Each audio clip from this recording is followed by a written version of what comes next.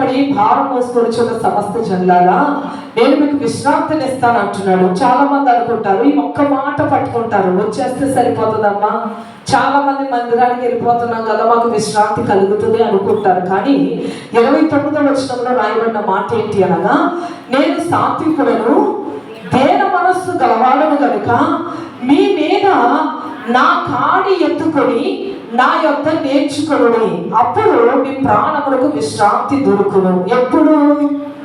అప్పుడు అని రాయబడింది. ఎప్పుడు అనగా సాత్వికుడిగా దేన మనస్సు కలిగిన వాడిగా ఉన్నటువంటి ఆ యేసు నాథుడి యొక్క కాడి అనగా ఆయన కాడి భుజం మీద ఎత్తుకొని చూడండి ఆయన యొద్ద నేర్చుకోవాలంట.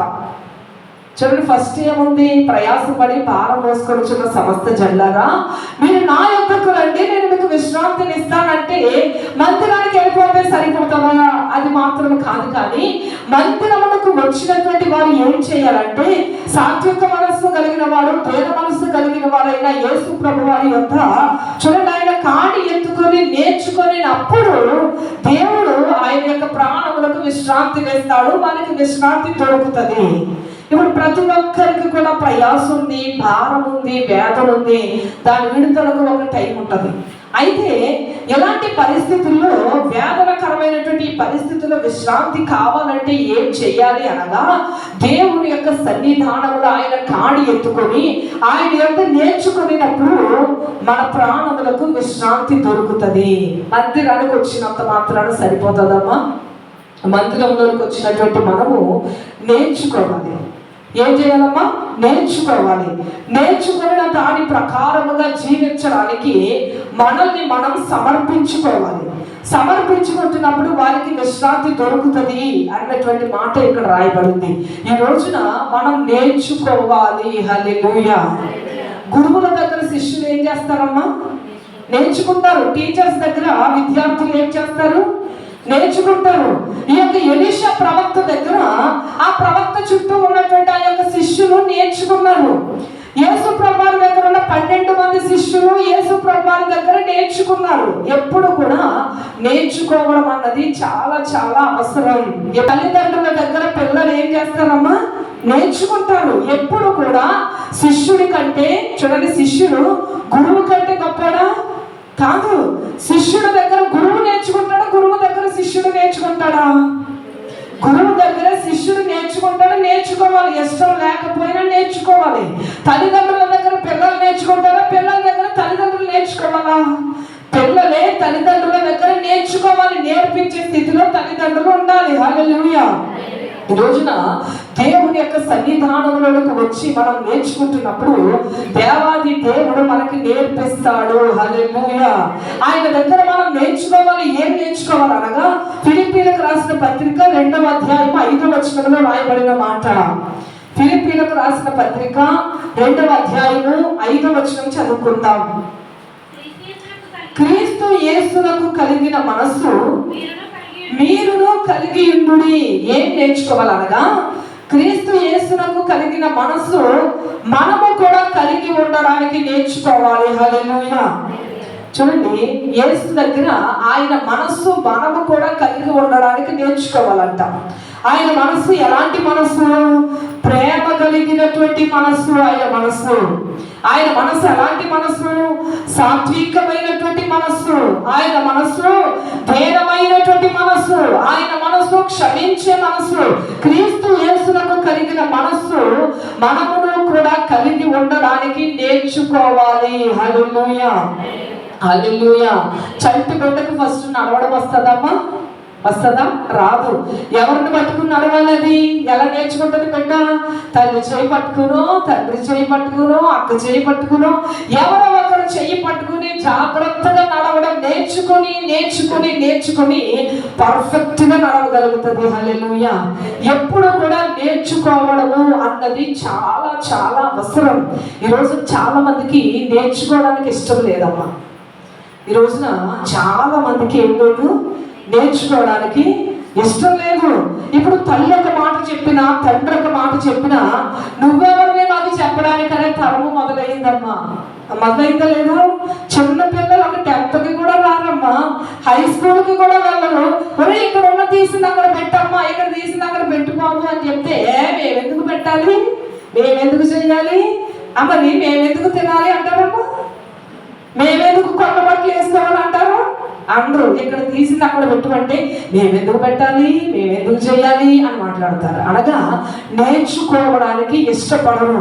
ఒకరు పైన అధికారిగా ఉండడం అంటే నచ్చదు ఎవరికి కూడా. మాకు మేమే చేసుకోవాలంటే, ఒకరు చెయ్యి పట్టుకోకుండా మేమే నడిచేస్తామంటే ఎప్పటికీ వాడికి నడక రాదు. ఎప్పుడు కూడా వాడు సరిగా నిలవబడలేడు. సండే స్కూల్ పిల్లలకు అదే చెప్తారు. ఏమనంటే, ఎవరింటికన్నా వెళ్ళినప్పుడు తలుపు కొట్టి వాళ్ళు రమ్మంటేనే లోపలికి వెళ్ళాలని చెప్తారు. అవునా కాదమ్మా? చాలా మంది పిల్లలకి తెలియట్లేదమ్మా. ఎలా చేస్తారంటే, ప్రతి ఒక్కరి ఇంటిలోకి మరి ఎవరి ఇళ్ళలో ఎలా ఉంటారో తెలియదు కానీ లోపలికి డైరెక్ట్ వెళ్ళిపోతారు. అది తప్పది, అది క్రమం కాదు. ఏ విషయంలోనైనా నేను చెప్తాను. ఏమనంటే, ఇప్పుడు మీరు చిన్న పిల్లలు కదా, వెళ్ళిన వెంటనే కుర్చీలలో కూర్చోవద్దు. వాళ్ళు కూర్చోమంటే కూర్చోండి. ఇప్పుడు రేపు పొద్దున వాళ్ళు పెద్దవాళ్ళు ఎవరస్తులు అయిన తర్వాత మీరేమంటారో మాకు ఎందుకు కూర్చున్నారంటే, అయ్యో బాబు పైన కూర్చున్నాను అంటావా లేదా? నేర్చుకునే వయసులో నేర్చుకోవాలి, తగ్గించుకుని ఉండవలసిన వయసులో తగ్గించుకుని ఉండాలి. చిన్న వయసులో నుండే ఇంకా మూతి మీద దేశం కూడా రాకుండానే పైకి వెళ్ళిపోవాలంటే పెద్దవాడు అయిన తర్వాత లెక్కల్లో లేకుండా నెట్టివేయబడతాడు పక్కకి. చిన్నప్పటి నుండి కూడా నేర్చుకోవడం అన్నది మనిషికి చాలా చాలా అవసరం. ఈ రోజున చూడండి, దేవుని యొక్క వాక్యం తెలియపరుస్తుంది. నీకు విశ్రాంతి కావాలంటే, నీ జీవితానికి నెమ్మది కావాలంటే, నీ జీవితానికి సంతోషం కావాలంటే ఫస్ట్ నువ్వు నేర్చుకోవాలి. చూడండి, వీళ్ళందరూ కూడా అడుగుతున్నారు, శిష్యులయ్యా మాకు ప్రార్థన నేర్పించండి అయ్యా. చిన్న పిల్లలమ్మ వాళ్ళు ఏమైనా, పెద్దవాళ్ళు, కుటుంబాలు ఉన్నవాళ్ళు, వ్యాపారాలు చేసుకుంటున్న వాళ్ళు, జాలరి చేస్తున్నటువంటి వారు, వీళ్ళందరూ అడుగుతున్నారు, యేసయ్యా మాకు నేర్పించండి అయ్యా, నాకు నేర్పించండి అయ్యా. యేసు ప్రభువు పరలోక ప్రార్థన ఎలా చెయ్యాలో ఆయన నేర్పించారు. అది నేర్చుకున్నారు. అట్టి ప్రకారంగా ప్రార్థన జీవితంలో వారు ఎదిగారు. యేసు ప్రభువు మనకు అన్నిటిని కూడా మాదిరి ఏర్పరిచి వెళ్ళాడు. యేసు యొక్క మార్గంలో నడవడానికి మనం నేర్చుకోవాలి. యేసు ప్రభువు వారి యొక్క స్వభావం ఎలా ఉంది? ఆయన దేన మనస్సు కలిగిన వాడు. హల్లెలూయా. చూడండి, చాలా మంది ఏమనుకుంటారంటే దేన మనస్సు అంటే చెప్ప మీద కొడితే ఇంకో చెప్ప చూపించడం ఓకే మంచిదే. చూడండి, మందిరంలో ఉండాల్సిన పిల్లలు తైతెక్కలు ఆడినా సరే అమ్మ ఆడుకోండమ్మా, డ్యాన్స్ చేసుకోండమ్మా, నేను దేనత్వం కలిగినదానంటే దేవుడు ఆ సేవకుల యొక్క తోడు తీసేస్తాడు. చెప్పాల్సిన టైంలో చెప్పాలి. ఎప్పుడు దేని మనస్సు? యేసు ప్రభువు కూడా దేవాలయం దగ్గరికి వెళ్ళిన తర్వాత దీనుడే, కనికరం కలిగిన వాడే, ప్రేమ కలిగిన వాడే. దేవుని యొక్క మందిరం దగ్గర పిచ్చి వేషాలు వేసి వ్యాపారాలు చేస్తున్నప్పుడు కొరడాలతో చూడండి ఏం చేశాడు? చూడండి, కొరడాలను కట్టి కొడుతున్నారంట ఒక్కొక్కరిని కూడా. అక్కడ ఆయనకు కోపం వచ్చింది. కోపపడే సమయంలో కోపపడాలి. దేన మనస్సు కలిగిన పరిస్థితిలో దేనత్వం కలిగి ఉండాలి. కానీ ఈ రోజున నిజంగా బెత్తం వాడినటువంటి తండ్రి కుమారుడికి విరోధి అని రాయబడింది. అనగా బెత్తము ప్రతి తండ్రి వాడాలి, ప్రతి తల్లి బిడ్డలకు బెత్తం వాడాలి. ఎందుకనగా పుట్టినప్పటి నుండి చిన్న వయసులో నుండి ఎవరు నేర్పించకుండానే స్వాభావికముగా వాళ్ళకు పాపం వస్తుంది. స్వాభావికముగా ఎవరు నేర్పించక్కర్లేదమ్మా, స్వాభావికముగా వాళ్ళకు పాపం వస్తుంది. అయితే వాక్యంలో రాయబడింది స్వాభావికంగా వారికి పాపం కలుగుతుంది కనుక దాని నుండి వారిని విడిపించడానికి మీరు సచులని వారిని బెత్తముతో బంధించాలి, దండించాలని వాక్యంలో రాయబడింది. ఆ దండన వలన వాడి యొక్క మూఢత్వం నుండి బయటకు వస్తాడు అని రాయబడింది. హల్లెలూయా. ఈ రోజున చూడండి, కొట్టడానికి బెత్తం ఎత్తితే తల్లిని కొట్టేస్తున్నాడంట. మా కొంతమంది కుర్రోళ్ళు తల్లిని కొట్టేస్తున్నారంట. కొంతమంది బిడ్డలు తండ్రి మీదే తిరగబడిపోతున్నారంట. అలాంటి వాడు బాగుపడతాడమ్మా? అలాంటి కుమార్తె బాగుపడుతుందా? తల్లిదండ్రులను లెక్క చేయలేనటువంటి బిడ్డలు బాగుపడతారా? నిన్న ఒక ఇంటి దగ్గర ప్రార్థన చేయడానికి రమ్మంటే వెళ్ళామమ్మ. వెళ్ళిన తర్వాత సండే స్కూల్లో చెప్పాను, ఏమనంటే మీ తల్లిదండ్రులు లేకపోతే మీకు జీవితమే లేదు, మీకు వంట ఎవరు వండి పెడుతున్నారు, మీకు బట్టలు ఎవరు కొంటున్నారు, స్కూల్లో ఫీజు కట్టకపోతే మిమ్మల్ని రాణిస్తారు, ఇవన్నీ అడిగితే మా మమ్మీ డాడీ అన్నారు. దేవునికి స్తోత్రం. మరి మీ మమ్మీ మీ డాడీని ఎదిరిస్తున్నారంటే సైలెంట్ అయిపోయారమ్మ అంటే ఎదిరిస్తున్నారని దాని అర్థం. ఆ తర్వాత చెప్పాను, ఇంటికి వెళ్ళిన తర్వాత మీ మమ్మీకి డాడీకి ముద్దు పెట్టి ఎప్పుడు మీ మాట ఎదురించను అని చెప్పండి మీ మమ్మీ డాడీ అంటే సరే అన్నారు. ఆ తల్లి ఏమంటుందో తెలుసా, సండే స్కూల్కి వచ్చినటువంటి ఇద్దరు పాప బాబు కూడా ఇంటికి వెళ్ళిన తర్వాత ఆ తల్లికి ముద్దు పెట్టి కాలు పట్టుకున్నట్ట, ఎప్పుడు కూడా మిమ్మల్ని ఎదురించం మమ్మీ అని చెప్పారంట. హల్లెలూయా. అమ్మ మీ పిల్లలు చెప్పారా? శ్రావణం వచ్చిందా? మీ పిల్లడు చెప్పాడా? ఎందుకనగా మనల్ని కని పెంచినటువంటి తల్లిదండ్రులను మనము గౌరవించాలి, ప్రేమించాలి. వాళ్ళ మాట వినినప్పుడు మాత్రమే మన జీవితాలు బాగుపడతాయి. ఈరోజు చెప్తున్నారమ్మా, మా తల్లి గారిని అనగలిగినటువంటి వయసు నాకు ఉంది. ఎందుకంటే నా వయసులో చాలా మంది ఏవే గీవి అని మాట్లాడతారు. ఎప్పటికీ కూడా మా తల్లి గారిని తండ్రి గారిని నేను అంత గౌరవిస్తాను. హల్లెలూయా. ఎందుకనగా తల్లిదండ్రులు మనం ఎంత పెద్దవాళ్ళం అయిపోయినా సరే వాళ్ళ దృష్టిలో మనం ఎప్పుడు చిన్న పిల్లలమే. వాళ్ళ ప్రేమ ఎవ్వరూ మనకు పంచలేరమ్మా. ఒక శ్రమ కలిగినప్పుడు ఒక సింహము ప్రాణం పోయినా పర్వాలేదని ఎదురుగా ఎంత గంభీరంగా నిలబడుతుందో ఒక తండ్రి బిడ్డ ఎదుట అలా నిలబడతాడు. హల్లెలూయా. ఒక తల్లి బిడ్డ ఎదుట అలాగా నిలబడుతుంది. ఏంటంటే నేను ఏమైనా పర్వాలేదు, నా బిడ్డ సురక్షితంగా ఉండాలి. ఒక తల్లిగా ఉన్న మీకు అర్థమవుతుందమ్మా, ఒక తండ్రిగా ఉన్న మీకు అర్థమవుతుంది. తల్లిదండ్రుల యొక్క ప్రేమ నేర్చుకోవాలి.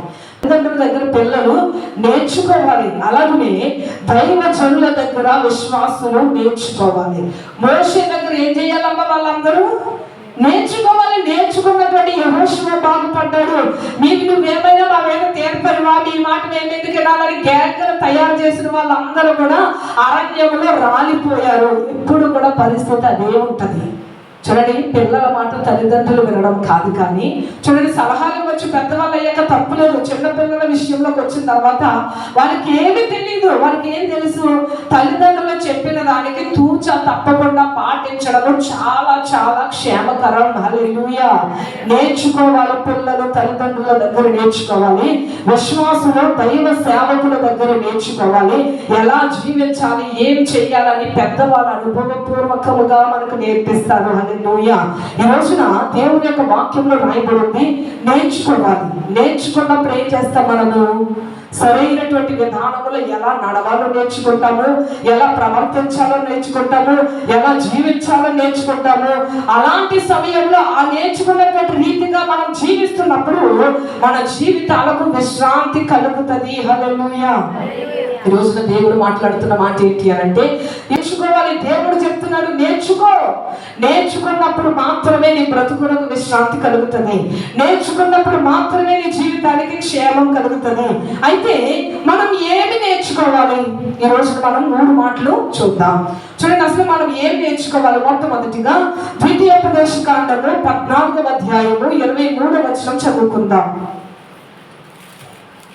ద్వితీయోపదేశకాండము 14వ అధ్యాయము 23వ వచనం చదువుకుందాం.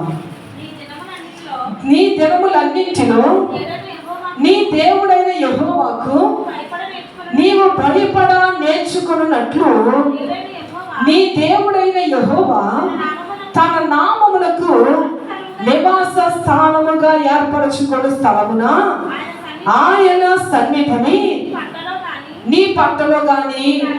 సరే, ఇదంతా తర్వాత చూద్దాం. అయితే ఇక్కడ వరకు రాయబడిన మాట ఏంటి అనగా, నీ దినములన్నింటిలో నీ దేవుడైన యెహోవాకు నీవు భయపడ నేర్చుకున్నట్లు. ఫస్ట్ ఏం చేయాలనగా దేవునికి భయపడడం నేర్చుకోవాలి. హల్లెలూయా. భయం ఉండాలి. ఏముండాలమ్మా? భయము. ఫస్ట్ మనం నేర్చుకోవాల్సింది ఏంటి అనగా దేవాది దేవునికి భయపడడం నేర్చుకోవాలి. ఎక్కడ నేర్పిస్తారు దేవునికి భయపడడము? ఎక్కడ నేర్పిస్తారు దేవుడికి ఎలా భయపడాలి? అక్కడ రాయబడి ఉంది, నీవు భయపడ నేర్చుకున్నట్లు నీ దేవుడైన యెహోవా తన నామమునకు నివాస స్థానముగా ఏర్పరచుకున్న స్థలమున. ఏమి స్థలం అదమ్మా? తన నామమునకు నివాస స్థానముగా. ఆయన నామము నివసించే ఒక స్థానం ఉంది.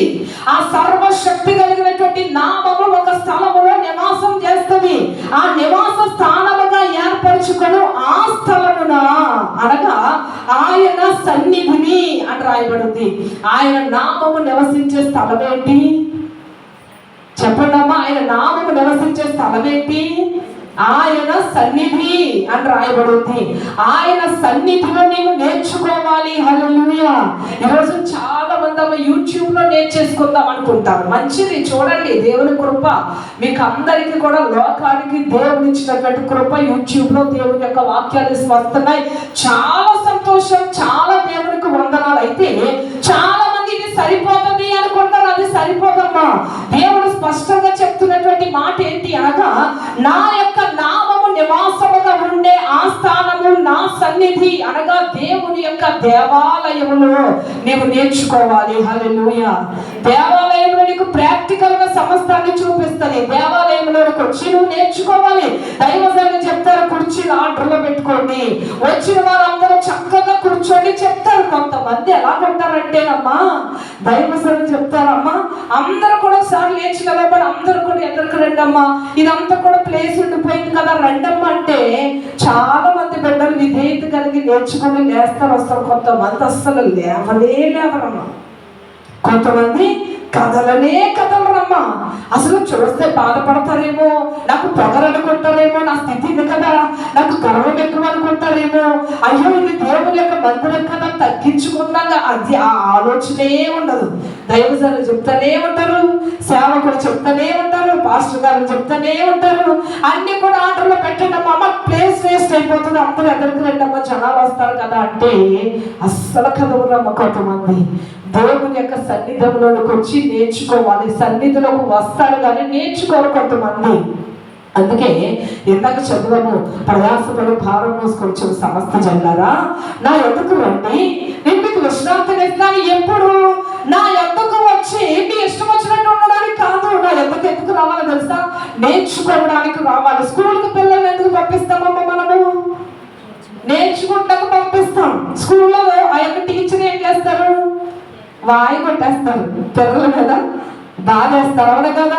ఎందుకు అలా కొడుతున్నప్పుడు పిల్లలకు భయం కలిగి అమ్మో సార్ కొట్టేస్తారు, బాబాయ్ లేచి రాసుకుంటారు, చదువుకుంటారు కనుక. ఎందుకనగా నేర్చుకోవడం అన్నది చాలా చాలా అవసరం. ఆ టీచర్ కొట్టారనుకోండి, ఏ తల్లి ఏ తండ్రి అడగదు, ఏంటి కాళ్ళు చేతులు ఎత్తుకుని మరీ స్కూల్లో కూర్చోబెడతారు. ఎందుకనగా ఒరే దీనికి అవసరం లేకపోతే నువ్వు ఉద్యోగం చేసుకుంటావు, బాగుపడతావు అని. అదే సన్నిధిలో పాస్టర్ గారు కొట్టారంటే ఊరుకుంటారా? ఆడెవడు చూడండి, పాస్టర్ ఆడెవడో నిన్ను కొట్టడానికి, అదెవడో నిన్ను కొట్టడానికి, రకరకాలుగా. ఎందుకనగా వారికి దేవుని యొక్క స్కూల్లో ఉన్నటువంటి గొప్పతనం తెలిసింది, కానీ అంతకంటే ఘనమైన దేవాలయంలో ఉన్న గొప్పతనం తెలియని గుడ్డి వారిగా ఉన్నారు ఈ రోజున. చూడండి, దేవుని యొక్క వాక్యంలో రాయబడింది, దేవుని యొక్క సన్నిధానంలో భయభక్తులు నేర్చుకోవాలి. హల్లెలూయా. మన వీధుల్లో రోడ్లు పడాలనుకో, మా ఇంటికి రండి, మేము నాకు విషయం అడగాలి రండి అని మీ ఇంటికి పిలుస్తారా? లేకపోతే మీరే అధికారి ఇంటికి వెళ్తారా? అధికారి ఇంటికి వెళ్తారు, అబ్బాయి పర్వాలేదే చేసేస్తారన్న. ఇంట్లో పెద్దోళ్ళు అంటారు, అబ్బాయి పెద్దవాళ్ళని కలిసినప్పుడు వాళ్ళ దగ్గరికి వెళ్ళాలి, వాళ్ళని విష్ చేసి రావాలని చెప్తారు. ఎందుకనగా చూడండి, అక్కడికి వెళ్తూ ఉన్నటువంటిటప్పుడు చూడండి, మన యొక్క తగ్గింపు ఆ యొక్క యజమానులకు లేదంటే అధికారులకు కనబడుతుంది. మనం తగ్గింపు వారి ఎదుట కనబడాలి. కానీ దేవుడి దగ్గరకు వచ్చేటప్పుడు ఎలా ఉంటుంది అంటే, కానుక ఇవ్వాలనుకో ఎవరొకరితో పంపిస్తారు, కానుక ఇవ్వాలంటే ఎవరొకరితో పంపిస్తారు, ప్రార్థన చేయాలంటే కబురు, ఎక్కడి నుంచో కబురు పంపించి, ఇదిగో పాస్టర్ గారిని అదిగో ఈ విషయం ప్రార్థన చేయమను, ఈ విషయం కొరకు నువ్వు అడుగు. ఒకవేళ అనారోగ్య పరిస్థితిలో ఉండి రాదగినటువంటి కాల్చడానికి అవకాశమే లేదనుకోండి, పర్వాలేదు, మా తప్పులేదు దాంట్లో. అవకాశం ఉండి కూడా ఆవిడ సినిమా చూసుకుంటూ అయితే వెళ్ళి చెప్పే అంటే దేవుడు వెర్రివాడమ్మా. దేవుడు అంత చులకనైపోయాడా? దేవుని యొక్క సన్నిధి అంటే చాలా మందికి తెలియదు. ఒక అధికారికి ఇచ్చినటువంటి విలువ కూడా దేవునికి ఇవ్వకుండా, దేవుడు ఉన్నటువంటి స్థానానికి స్థలానికి నువ్వు రాకుండా నీ దగ్గరకు రావాలనుకుంటే మాత్రం చాలా చాలా పొరపాటు. ఇక్కడ వాక్యంలో రాయబడినటువంటి మాట, తల్లిదండ్రులుగా ముందు మీరు నేర్చుకొని మీ పిల్లలకు నేర్పించాలని వాక్యంలో రాయబడి ఉంది. చూడండి, ఆ యొక్క మందిరములో దేవుని యొక్క నామము నివాసము చేసేటటువంటి ఆ యొక్క సన్నిధిలోనికి వచ్చి మనం నేర్చుకోవాలి. ఏం నేర్చుకోవాలి? ద్వితీయోపదేశ కాండము 2వ అధ్యాయము చదవండము. ద్వితీయోపదేశ కాండము 12వ అధ్యాయము 6వ వచనం చదువుకుందాము. అక్కడికి మీరు మీ దహన బలులను, మీ దశమ భాగములను ప్రతిష్ఠితములుగా మీరు చేయి నైవేద్యములను, మీ మొక్కుబడి అర్పణములను, మీ స్వేచ్ఛార్పణములను పశువులలోను గొర్రె మేకలలోను తొలుచులు వాటిని తీసుకొని రావాలను. ఎక్కడికి? ఇక్కడ రాయబడింది అక్కడికే మీరు తీసుకొని రావాలి. ఎక్కడికమ్మా? దేవుని యొక్క సన్నిధానములకే మీరు తీసుకొని రావాలి.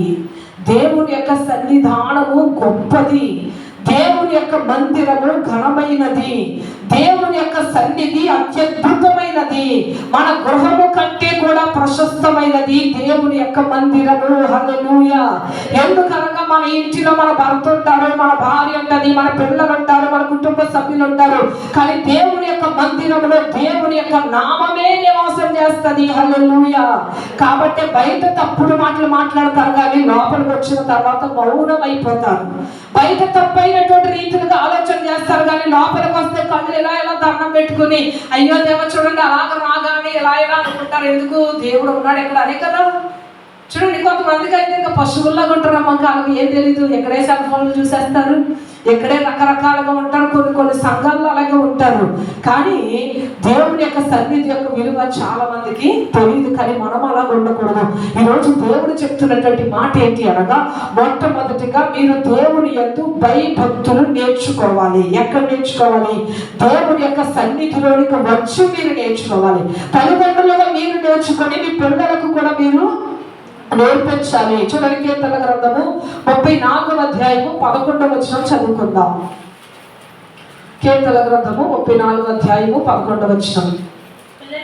పిల్లలారా, మీరు వచ్చిన మాట వినుడి, యెహోవా యందలి భయభక్తులు మీకు నేర్పదను. చాలమ్మా. ఇక్కడ భక్తుడైనటువంటి దావీదు ఏమంటున్నాడంటే, పిల్లలారా మీరు వచ్చి నా మాట వినండి, యెహోవా యందు భయభక్తులు మీకు నేర్పిస్తానంటున్నాడు. ఫస్ట్ దావీదు గారు నేర్చుకున్నారు దేవుని యొక్క భయభక్తులు. దేవా, నీ యందు యథార్థంగా ఎలా ప్రవర్తించాలో నాకు నేర్పించయ్యా, నీ ఎదుట నిందారహితంగా ఎలా బ్రతకాలో నాకు నేర్పించు ప్రభువా అని దేవుని యొక్క సన్నిధిలో నేర్చుకున్నాడు. ఈ యొక్క దావీదు నేర్చుకుని పిల్లలతో అంటున్నాడు, పిల్లలారా నా ఎద్దకు రండి, మీకు నేర్పిస్తాను. ఏం నేర్పిస్తాడంట? గొల్యాతును ఎలా చంపాలో, ఎలా చంపాలో నేర్పిస్తాను రండి. ఎలా వరుసల రాయి తిప్పి కొట్టాలో నేర్పిస్తాను రండి. ఇవేమి చెప్పట్లేదు ఆయన అంటున్న మాట, యెహోవా యందు భయభక్తులు ఎలా నేర్చుకోవాలో, భయభక్తులు కలిగి ఎలా ఉండాలో నేర్పిస్తాను రండి అంటున్నారు. ఈ రోజు ఏది ఏమైనా సరే ప్రతి మనిషికి అవసరమైంది ఏంటి అనగా దేవుని యందు భయము భక్తి కలిగి ఉండాలి. ఈ రోజున లోకస్తులు ఏం నేర్చుకుంటున్నారమ్మా? చూడండి, గేమ్స్ ఎలా ఆడాలో నేర్చుకుంటున్నారు. చూడండి, గేమ్స్ ఎలా ఆడాలో నేర్చుకుంటున్నారు. చూడండి, కొన్ని మనకు తెలియదు, కానీ భయంకరమైనటువంటి వాటిని చేసి ఎలా మాఫీ చేసుకోవాలో నేర్చుకుంటున్నారు. ఇంకొకటి ఏంటంటే, ఏదో సినిమా చూసాడంట ఒక వ్యక్తి, సినిమాయే ఏదో చూసాడంట. చూసిన తర్వాత భార్యని చంపి కుక్కర్లో ఉడకబెట్టడం నేర్చుకున్నాడంట. కుక్కర్లో ఎలాగ ఉడకబెట్టాలని నేర్చుకున్నాడంట. లోకస్తులు ఏం చేస్తున్నారంటే, చూడండి, చిరిగిపోయిన బట్టలు ఎక్కడెక్కడ చింపుకుని వేసుకోవాలని నేర్చుకుంటున్నారమ్మా. రకరకాలైనటువంటి పరిస్థితులు నేర్చుకుంటున్నారు ఈ లోకంలో. తల్లిని ఎలా ఎదిరించాలో, తల్లిని ఎలా గుడ్డితనం కలగజేసి ఏ రీతిగా తల్లిని మభ్యపెట్టి బయటకు పోవాలో, ఏ రీతిగా తల్లిదండ్రులకు అబద్ధం చెప్పి కాలేజ్కి అని చెప్పి మన పిల్లలు ఎవరు అలాగ ఉంటారని నేను నమ్ముతున్నాను. కొంతమంది ఎంత భయంకరంగా ఉంటారంటే, తల్లిదండ్రులకు కాలేజ్కైనా ఎక్కడికైనా చెప్పి ఎక్కడెక్కడికో పోతారంట. అవి నేర్చుకుంటారు. తల్లిదండ్రులు అయ్యో మా మమ్మీ తిడతాను, మా డాడీ తిడతానంటే, చూడండి ఏం కాదు, మేము ఏం చేస్తామో తెలుసా, ఇలా చెప్తామా మా మమ్మీ నమ్మేస్తుంది, మా మమ్మీ దగ్గర మ్యాజిక్ చేసేస్తాం, మేము చక్కగా వెళ్ళిపోయి సైలెంట్గా ఇంటికి వచ్చేస్తాము.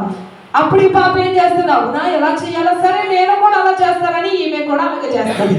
అంటే ఈ లోకంలో ఎలా ఉన్నారంటే నేర్చుకుంటున్నారు ఎలాగ తల్లిదండ్రులు మోసం చెయ్యాలా, ఎలాగా పిల్లలు. చూడండి, ఎలాగ కొంతమంది పిల్లల్ని మోసం చేసే తల్లిదండ్రులు కూడా ఉన్నారు. పిల్లల్ని మోసం చేసే తల్లిదండ్రులు కూడా ఉన్నారు.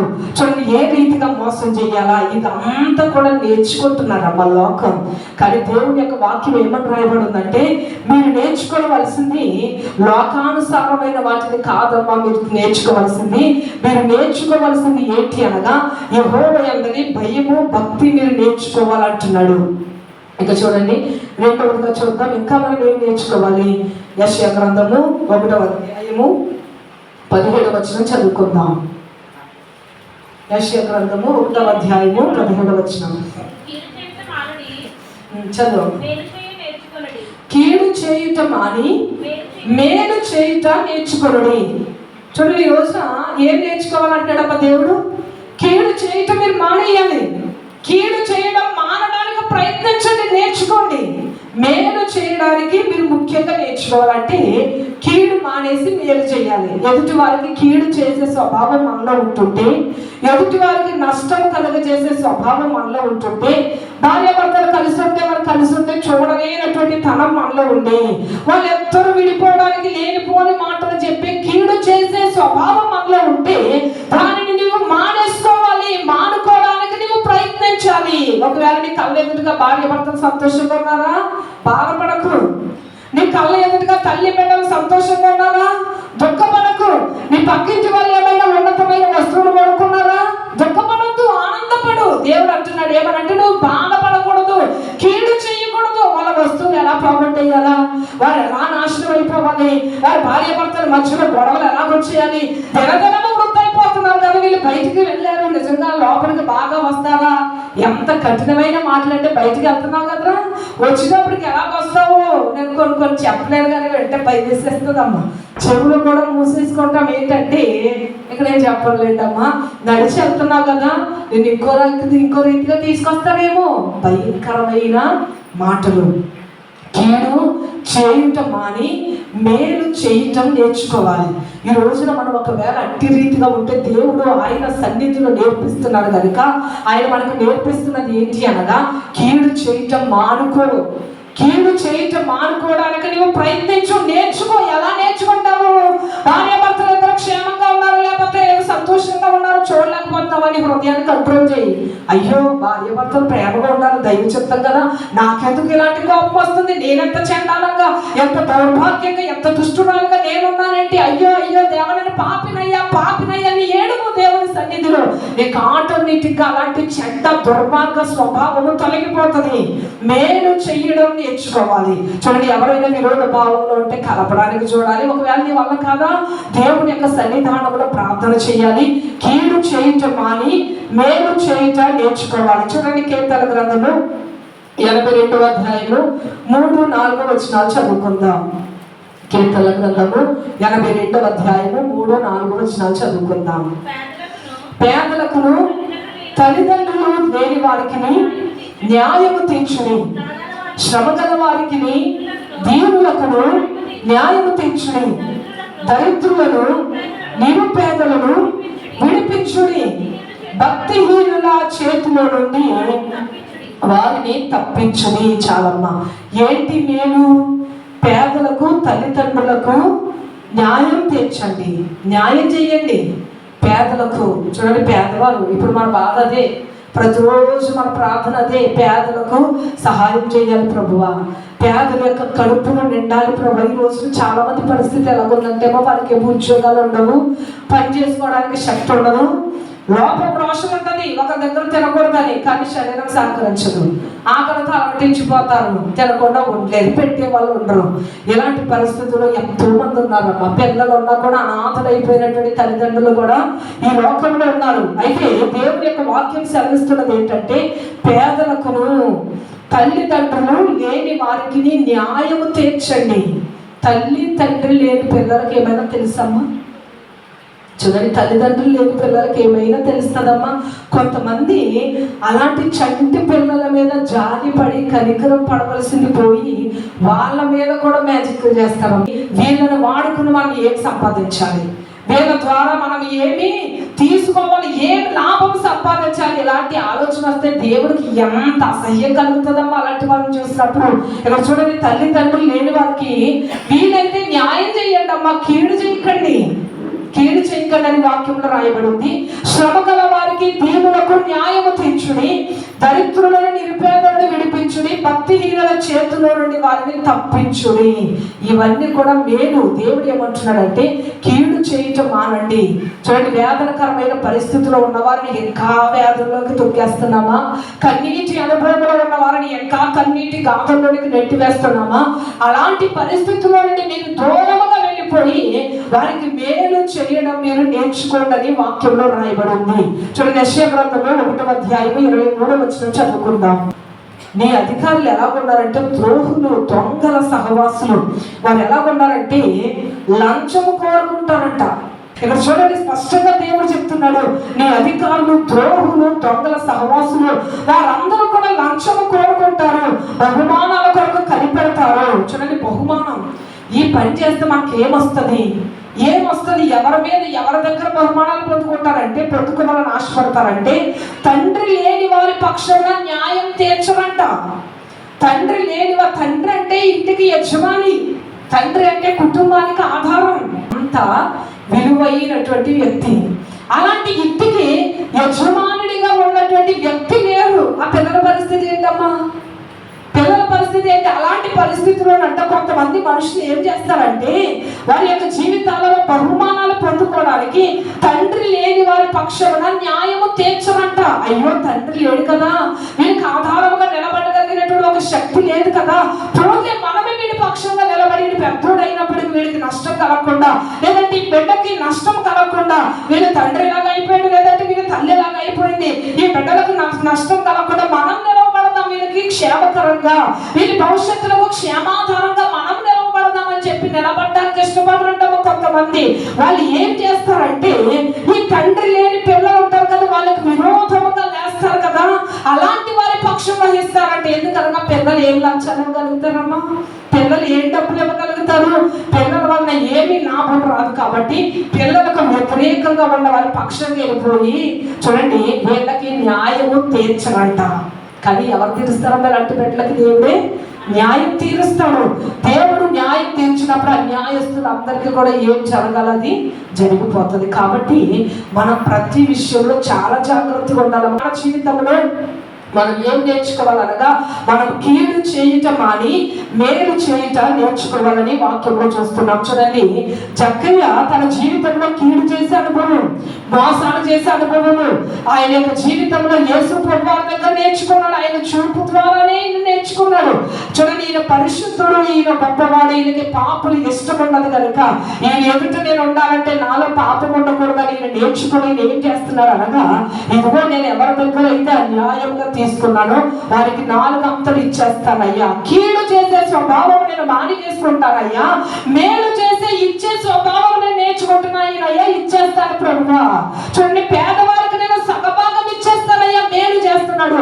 నిజమైనటువంటి దేవుని బిడ్డలు ఏం చేస్తారంటే, ఒకవేళ కీడు చేసే స్వభావం ఉందేమో, ఒకవేళ లంచాలు తీసుకునే స్వభావం ఉందేమో, ఒకవేళ లోకానుసారమైనటువంటి పరిస్థితుల్లో పట్టబడినటువంటి ఆ స్థితి ఉన్నదేమో, కానీ దేవాది దేవుడు ఏమంటున్నాడంటే అది మీరు మానేయడానికి నేర్చుకోండి, మేలు చేయడానికి మీరు నేర్చుకోండి, కీడు మానివేయడానికి నేర్చుకోండి అని ఈ రోజున దేవుడు మనకి మాట్లాడుతున్నాడు. ఫస్ట్ ఏం చెప్పాడమ్మా దేవుడు మనకి? మొట్టమొదటిగా దేవుని యందు భయభక్తులు కలిగి ఉండడానికి నేర్చుకోమంటున్నాడు. రెండవదిగా కీడు చేయటం అని మేలు చేయటాన్ని నేర్చుకోని అంటున్నాడు. చూడండి, మూడవదిగా చూద్దాం. ఫిలిప్పీలకు రాసిన పత్రిక 4వ అధ్యాయము 11, 12 వచనాలు చదువుకుందాం. ఫిలిప్పీలకు రాసిన పత్రిక 4వ అధ్యాయము 11, 12 వచనాలు. నాకు కొదువ కలిగినందున నేను ఎలాగూ చెప్పుటలేదు, నేను ఏ స్థితిలో ఉన్నాను ఆ స్థితిలోనే సంతృప్తి కలిగి ఉన్నాను, దేన స్థితిలో ఉండనెరుగుదును, సంపన్న స్థితిలో ఉండనెరుగుదును. చాలమ్మా, ఇక్కడ భక్తిపరుడైనటువంటి ఈ యొక్క అపోస్తలుడైన పౌలు గారు ఏమంటున్నారంటే, నాకు కొదువ కలిగిందని నేను ఎలాగ చెప్పట్లేదు, నేను ఏ స్థితిలో ఉన్నా సరే, అది చూడండి ఉన్నతమైనటువంటి సంపన్న స్థితి అయినా సరే, ఏమి లేనటువంటి దేన స్థితి అయినా సరే, నేను ఏం నేర్చుకున్నానో తెలుసా? నేను ఏ స్థితిలో ఉన్నానో ఆ స్థితిలోనే సంతృప్తిగా ఉండడం నేర్చుకున్నాను. హల్లెలూయా. ఆయన ఏం నేర్చుకున్నారంట? దేవుని యొక్క సన్నిధిలో నేర్చుకోమన్నాడు కదా దేవుడు. ఆయన నేర్చుకున్నాడంట. ఏం నేర్చుకున్నాడు అనగా, నేను ఏ స్థితిలో ఉన్నానో ఆ స్థితిలోనే సంతృప్తి కలిగి ఉండడం నేర్చుకున్నాను. నేను ఈ మాట ఎందుకు చెప్తున్నానో తెలుసా? పేదవాడిని అయ్యానని నేను చెప్పట్లేదు, లేదంటే నాకు ఏదో కొదవ కలిగేది, నాకు ఏమీ లేదని చెప్పి వేదనకరంగా దిగులుకరమైన మాటలు కాదు నేను చెప్తున్నది. నేను ఏం నేర్చుకున్నానంటే దేవుడి దగ్గర, నేను ఏ స్థితిలో ఉన్నా సరే నేను చూడండి సంతృప్తి కలిగి ఉండడం నేర్చుకున్నాను. హల్లెలూయా. ఈరోజు మనం నేర్చుకోవాల్సింది ఏంటి అనగా, మనం ఉన్న స్థితిలోనే సంతృప్తి కలిగి ఉండడము నేర్చుకోవాలి. హల్లెలూయా. నేను ఏమంటున్నాడమ్మా, ఒక వ్యక్తి అన్నారమ్మా, పొలిటీషియన్ ఎవరు నాకు అంత ఐడియా లేదు కానీ, బెంజ్ తెలుసంట ఆయనకి, గెంజి కూడా తెలుసంట. అంటే ఏంటి? సంపన్న స్థితి తెలుసంట ఆయనకి, దేన స్థితి తెలుసు. అంటే ఐశ్వర్యవంతుడిగా ఎలా ఉండాలో. ఇప్పుడు ఈ రోజున మన జీవితంలో కూడా ఒకనొక రోజున ఉన్నతంగా ఉండి పడిపోయిన స్థితిలో ఉన్నామా? ఒకవేళ ప్రస్తుతానికి వేదనకరమైనటువంటి స్థితిలో ఉన్నామా? లేదంటే వేదనకరమైనటువంటి స్థితిలో పైకి వెళ్ళామా? స్థితిగతులు మారుతూ ఉంటాయి కదమ్మా. ఓడలు బండ్లు అవుతాయి, బండ్లు ఓడలు అవుతాయి. చూడండి, గొప్పగా ఉన్నాము కదా అని తక్కువగా ఉన్న వారిని చులకనగా చూడాల్సిన పని లేదు. ఎందుకంటే ఒకనొక రోజున సీన్ రివర్స్ అవ్వచ్చు, మనం చెప్పలేము. ఏ రోజున ఏం జరుగుతుందో మనకి తెలియదు. అయితే ఇక్కడ రాయబడినటువంటి మాట ఏంటి అనగా, నేను ఏ స్థితిలో ఉన్నా సరే ఆ స్థితిలోనే నేను సంతృప్తి కలిగి ఉంటాను. ఆత్మీయ స్థితిలోకి వెళ్ళినప్పుడు మాత్రము కొంతమంది రివర్స్ గా ఉంటారు. ఎలాగంటే లోకానుసారమైన వాటిలో మాత్రము ఇదిగో మనకి ఇదే ఉంది, వాళ్ళకి అంత ఉంది. కొంతమంది దానిని బట్టి చూడండి, అయ్యో నాకు ఇది లేదు అనుకుంటారు. కానీ ఆత్మీయ జీవితంలో పై స్థానంలో ఉన్న వాళ్ళని చూసి, అబ్బా వాళ్ళు ఎంత ప్రార్థన చేసుకుంటారో మనం తక్కువగా ఉన్నాం కదా, వాళ్ళు ఎంత వాక్య ధ్యానంలో ఉన్నారో మనం తక్కువగా ఉన్నాం కదా, వాళ్ళు ఎంత పరిశుద్ధంగా బ్రతుకుతున్నారో, సినిమాలు మానేసి లోకాన్ని మానేసి మన పరిస్థితి ఎలాగుంది కదా, అయ్యో అయ్యో అన్నటువంటి బాధ మాత్రం చాలా మందికి హృదయంలో ఉండదు. ఏది కోరుకోవాలో, ఏది వ్యర్థమని ఎంచాలో ఈ లోకంలో చాలా మందికి తెలియటం లేదు. అందుకే ఏవి ఘనమైనవో ఏవి ఘనహీనమైనవో నేర్చుకోవాలి, తెలుసుకోవాలి. ఈరోజు ఇల్లే ఉందమ్మా, ఈ రోజు కాకపోతే దేవుడు ఏంటి ఒక్క దెబ్బతో 2 అంతస్తుల మేడ మీద పెట్టగలడు దేవుడు? పెట్టలేడమ్మా. నీచమైనటువంటి స్థితిలో ఉన్నటువంటి యోసేపు గారిని ప్రధానమంత్రి మీదుగా ఎక్కించలేదా? ఆయన ఆశపడ్డాడు అని ప్రధానమంత్రిని చేయమని. గొర్రెల తొట్టిలో ఉన్నటువంటి దావీదుని తీసుకెళ్లి సింహాసనం ఎక్కించలేదా? ఆయన ఏ రోజున అడిగాడా, దేవా సింహాసనం కావాలని అడిగాడా? ఎందుకంటే దేవాది దేవుడు మన యొక్క జీవితాన్ని చూస్తాడు. మన జీవితాలు వ్యర్థమని ఎంచాలు ఈ లోకంలో చాలా మందికి తెలియటం లేదు. అందుకే ఏవి ఘనమైనవో ఏవి ఘనహీనమైనవో